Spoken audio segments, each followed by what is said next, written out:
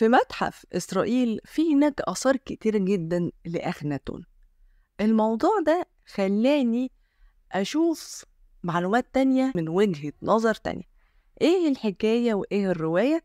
تعالوا نعرف أنا قصدي إيه.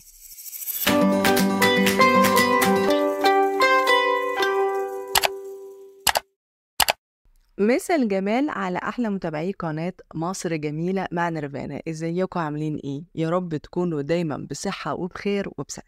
زي ما أنا قلتلكوا، هم ليه اليهود أو إسرائيل مهتمين قوي بعصر أخناتون؟ وليه المتحف بتاعهم فيه آثار كتيرة جدا في عصر أخناتون؟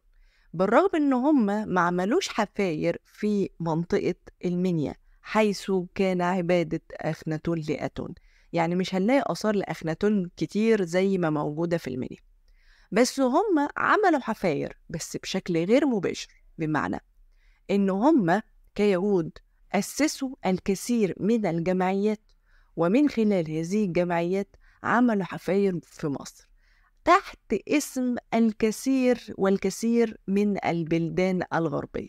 بمعنى إن مثلا التماثيل اللي موجودة هناك أغلبيتها بتعود لمتروبوليتان، ومتروبوليتان هو متحف موجود في أمريكا.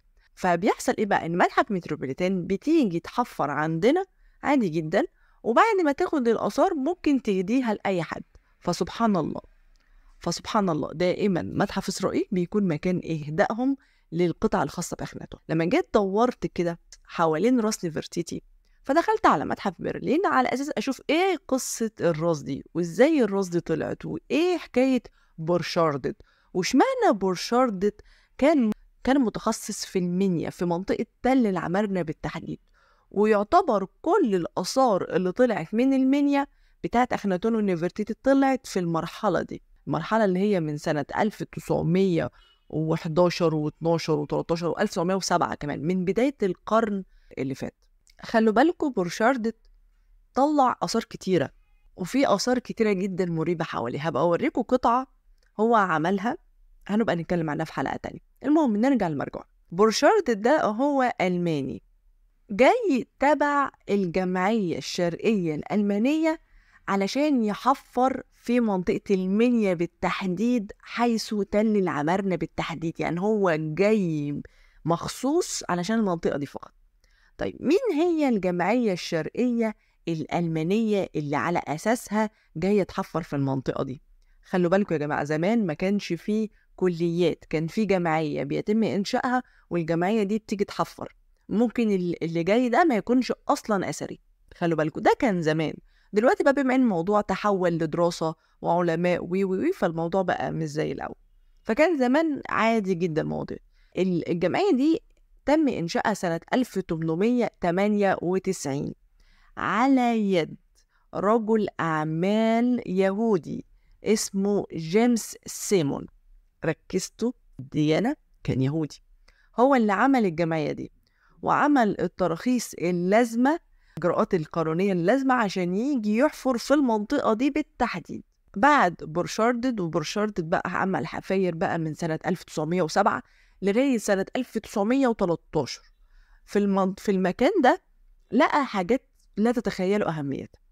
لقوا راس نفرتيتي، لقوا رؤوس أخناتون، لقوا الرؤوس التانية، لقوا المقابر، لقوا مش عارفة إيه، لقوا أبصر إيه، ورشة تحط مسنحات، كل حاجة تخص نفرتيتي وأخناتون لقوها، وخدوا نصها وأهميتها وراحوا بيه على ألمانيا، لأن في المرحلة دي كان في اقتسام آثار ما بين مصر وما بين الدولة المشاركة. وده اللي حصل فعلا، واللي حصل بقى بالمنظر اللي انتوا شايفينه ده، اللي هو بورشاردت ماسك نفرتيتي لأول مرة، وراه المساعد بتاعه، وقدامه الحاج أو الشيخ محمد السنوسي اللي هو كان المشرف على العمال في المرحلة دي، وهو اللي ماسكها، هو اللي ماسك نفرتيتي اللي بعدها بسنة راحت ألمانيا وما تعرضتش على طول، لأنها كانت في حوزة الجمعية الشرقية الألمانية اللي بعد كده أهدتها لمتحف برلين، اللي بعد كده حصل إن هم حطوها بالمنظر ده. وبعد كده لما لقوا الإقبال عليها شديد شالوها حطوها في قاعة لوحدها بالمنظر ده. حصلت الحرب العالمية الأولى والتانية، قالوا بقى لا نشيل بقى القطع الأثرية دي. الكلام ده كان سنة 1924. شالوها في المخزن، فضلوا مخبيينها علشان قطعة ثمينة ما ينفعش إنها تتحط في متحف برلين، ممكن يحصل قصف وتتدمر القطعة فما ينفعش. ففعلا شالوها في المخزن وعرضوها بعد كده سنة 1956، عرضوها بالشكل اللي قدامكم ده. وبعدين سنة 1967 نقلوها في المتحف المصري اللي موجود هناك بالشكل اللي انتوا شايفينه ده.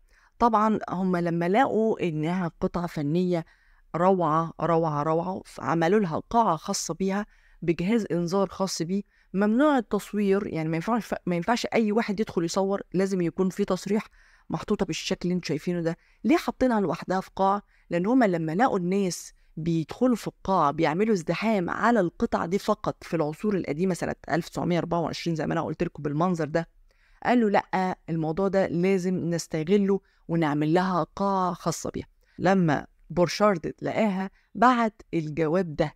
انتوا شايفين الجواب ده مكتوب التفاصيل الخاصة بالرسمة، التفاصيل الخاصة بالراس، أهمية الراس، وصف للراس.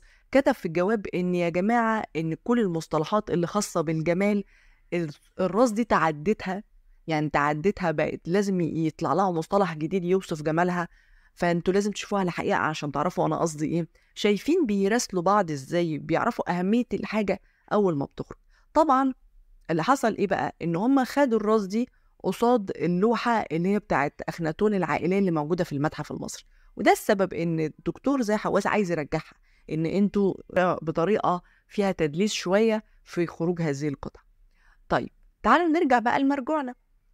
إيه بقى حكاية اليهود بأخناتون؟ تعال أقول لكم، هم عايزين يا جماعة يوجدوا لنفسهم دخلة في التاريخ المصري، لأن هم لو دخلوا في التاريخ المصري خاصة في عصر أخناتون، لأن عصر أخناتون هو أكتر عصر ملائم لدخوله، لأن كان فيه آسيويين كتير، هم معتبرين نفسهم من الآسيويين، فهم عايزين يقولوا إن الدين أتون ده هو دينهم، وأخناتون هو كان رسولهم أو هو اللي كان مبشر، قصة كبيرة كده. لكن طبعا أخناتون ملوش علاقة بيه. هم ليه بقى بيدوروا على الآثار؟ علشان زي ما قلت لكم، لو يلاقوا حاجة ضدهم يطمسوها، يلاقوا حاجة معاهم يعملوها. عشان كده لقينا المسلسل الإيراني بتاع أخناتون، لقينا مش عارفة إيه أفلام بتتكلم على إن أخناتون هو اللي كان في عصر سيدنا موسى، أو أو هو كان سيدنا يوسف كان في عصره. هم عايزين يدخلوا من ناحية أخناتون. عشان كده بقول لكم يا جماعة إن المرحلة بتاعت أخناتون دي صعبة جدا، الآثار بتحكي عنها. فلما لقيت العلاقة ما بينهم بصراحة شكيت. فإيه رأيكم، هل أنا كلامي صح ولا كلامي غلط؟